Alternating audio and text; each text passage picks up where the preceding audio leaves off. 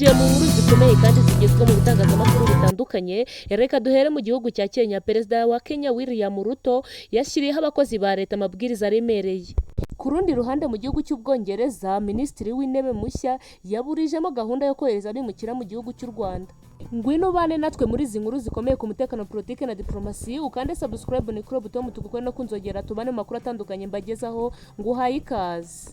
Ku munsi w'ejo hashize ku itariki 5 nibwo Perezida wa Kenya William Ruto yatangaje ko ingendo zitari ngombwa ku bakozi ba leta zikurwaho, ndetse anavuga ko hari n'ibigo bya leta bigiye gufungwa. Nk'uko yabitangaje, yavuze ko mu rwego rwo kugabanya amafaranga yakoreshwaga mu nzego zimwe na zimwe akurwaho. Avuga kandi ko hari ibigo bya leta 47 bigiye guseswa, abakozi babyo bagashirwa mu zindi ministeri. Yasobanuye ko ibyo bigiye gukorwa mu buryo bwo kugira ngo bagabanye ingengo y'imari leta ikoresha mu bigo byayo. Ni nyuma y'uko itegeko rigenga imari risheshwe kuko ryamaganwe n'abaturage.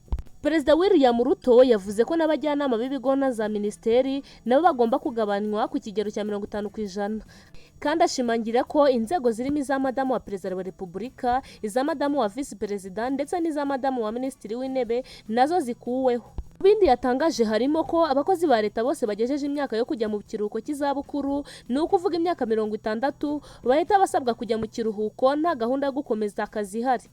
Ibi Perezida William Ruto abigarutseho mu gihe urubyiruko n'abakuru bo muri Kenya bakomeje kwigaragambya bamwamagana basaba ko yegura.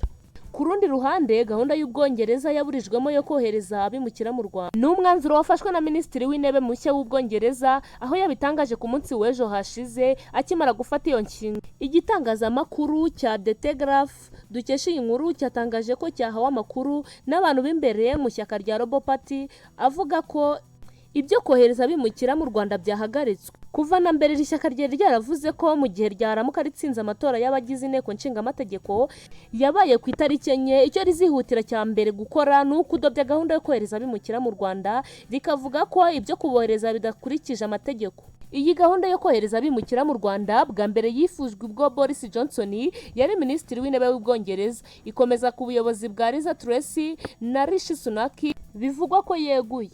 Iyi gahunda yo kohereza abimukira mu Rwanda yari imaze imyaka ibarirwa kuri 2, yagiye idindizwa n'inkiko zagiye zitambika guverinoma y'Ubwongereza. Ingingo ijyanye nayo by'umwihariko iri mu zagiye zibandwaho ubwo abahatanye mu matora y'Ubwongereza barimo biyamamaza.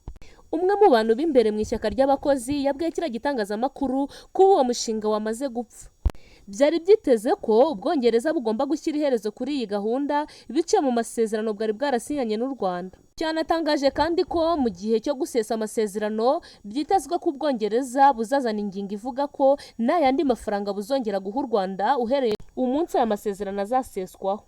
Bikaba bivugwa ko kuva amasezerano yasinwa n'u Rwanda rwari rumaze guhabwa miliyoni 270 z'amapawundi. Igihe basesa amasezerano bisobanuye ko Ubwongereza bwahita burokora miliyoni 100 bwagombaga kwishyura mu mwaka utaha wa 2025 ndetse n'umwaka wa 2026.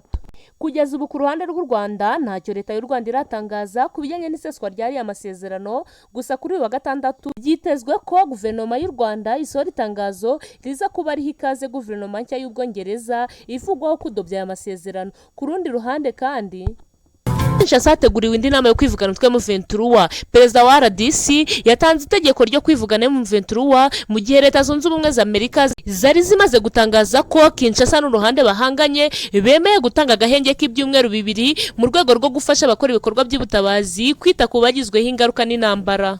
Ni mu gihe ku ruhande rw'umutwe M23 bamaze gutangaza ibibabaje kandi bagaragaza n'icyo bakora mu gutabara abanyekongo muri iki gihe cy'agahenge k'ibyumweru 2. Bana natwe twinjirane muri izi nkuru zikomeye ku mutekano, politike na diplomasi. Ukande subscribe ni kuri buto mutukukore no kunzogera tubashe kubana mu makuru atandukanye mbagezaho. Ngo ikaze. Perezida Felix Antoine Tshisekedi wa Repubulika ya Demokarasi ya Kongo kuri uyu wa gatanu yayoboye inama yibanze ku bibazo byihutirwa byerekeye ku mutekano muke wo mu burasirazuba bwa RDC. Ni inama yabereye mu ngoro ya Tshisekedi. Iyi nama yitabiriwe n'abarimo Minisitiri w'Intebe wa RDC, uw'umutekano w'imbere mu gihugu, uw'ingabo, uw'ububanyi n'amahanga ndetse n'uw'itangazamakuru n'itumanaho. Iyi nama yabaye nyuma y'indi kitaraganya yabaye mu cyumweru gishize. Tshisekedi yahuriyemo n'abasirikare bakuru mu ngabo ze nyuma y'uko umutwe wa M23 uhanganye mu ntambara na FARDC wari umaze kwigarurira umujyi wa Kanyabayonga. nk'uko byatangajwe n'umuvugizi wa guverinoma ya RDC Patrick Muyaya, yatangaje ko Tshisekedi hangayikishijwe n'umutekano muke ukomeje kugaragara mu burasirazuba bwa Kongo, by'umwihariko ifatwa rya Kanyabayonga, ibyatumye ashiraho task force ishinzwe umutekano igomba kumukurikiranira uko ibintu byifashe muri ako gace. Yavuze ko iri tsinda Tshisekedi yashizeho rizajya riterana buri cyumweru mu rwego rwo gusuzuma uko ibintu byifashe no kugaragaza ba nyirabayazana mu guteza umutekano muke. Biravugwa ko Tshisekedi yahise ategeka ubuyobozi bukuru bw'igisirikare cya Kongo gutangiza ibikorwa bikwiye mu rwego rwo kurinda ubusugire bw'igihugu. Ibikomejwe kutavugwaho rumwe n'ukuntu perezida wa RDC yatanze iryo tegeko mu gihe Leta Zunze Ubumwe za Amerika ziheruka gutangaza ko Kinshasa n'uruhande bahanganye bemeye gutanga agahenge k'ibyumweru 2 mu rwego rwo gufasha abakora ibikorwa by'ubutabazi kwita ku bagizweho ingaruka n'intambara. Muyaya icyakora yavuze ko RDC yiteguye gukora ibishoboka byose mu rwego rwo kwisubiza buri gace ku butaka bwa Repubulika ya Demokarasi ya Kongo buri mu maboko y'intare za Sarambwe bufatanyije n'igihugu cy'u Rwanda. Ni mu gihe umutwe wa M23 watangaje ibiwabaje kandi ukagaragaza n'icyo ushobora gukora mu gutabara abanyekongo. Ni ibikubiye mu butumwa bwatanzwe n'ubuyobozi bwa M23 bubinyujije ku muvugizi wayo mu bya politike Laurent Kanyuka, aho yavuze ko bababajwe n'ubwicanyi buri gukorerwa abanyekongo kandi bukozwe n'imitwe yitwaje intwaro ikorana n'igisirikare cya Leta ya Kinshasa. Ubutumwa bwa Laurent Kanyuka bugaragaza ko FDLR na ADF biri gukorana bya hafi na FARDC udasize na Wazalendo. Ibyo bikaba biteye impungenge kuko ubufatanye buri hagati y'iyi mitwe bukomeje gutuma habaho urugomo rurenze bikaviramo kwica abaturage b'inzirakarengane. Laurent Kanyuka yagize ati twamaganye twivuye inyuma ibikorwa by'ubwicanyi bikorwa hashingiye ku irondabwoko bikorerwa abasivile bo muri Rubero, Butembo ndetse no mu bice bihakikije. Yavuze kandi ko ibikorwa nk'ibi by'ubugome ndengakamere bidashobora kwihanganirwa na busa. Uyu mutwe kandi ukaba ukunze kugaruka kuri ibi, aho ukunze gutangaza udashobora kuzajya urebera ahakorerwa ibikorwa nk'ibi bihonyora uburenganzira bwa muntu. Uyu muvugizi wa M23 kandi yibukije ubutegetsi bwa Kinshasa n'umuryango mpuzamahanga ndetse n'abayobozi bo mu bihugu byo mu karere ko uyu mutwe udahwema kugaragaza ibikorwa nk'ibi ndetse ugasaba ko hagira igikorwa. Yashimangiye ko ubu bufatanye bugamije gukora ibikorwa bishingiye ku ivanguramoko ndetse no gukwirakwiza ingengabitekerezo ya jenoside no kubiba urwangano mu baturage b'abasivili.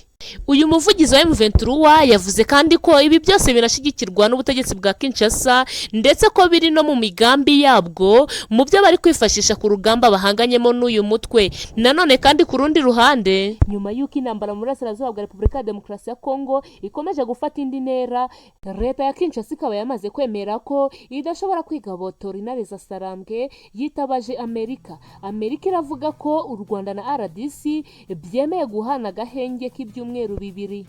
Ibi bibaye kandi mu gihe u Rwanda rukomeje gufatirwa ibihano n'ibihugu by'i Burayi babishinja gushigikira inyeshyamba za M23. Ibi bihano bishya bikaba byatumye abanyaburayi bananirwa kumvikana ku bijyanye no kurekura inkunga nshya y'amafaranga igenewe ingabo z'u Rwanda yo gukoresha muri Cabo Delgado, aho ni mu gihugu cya Mozambique.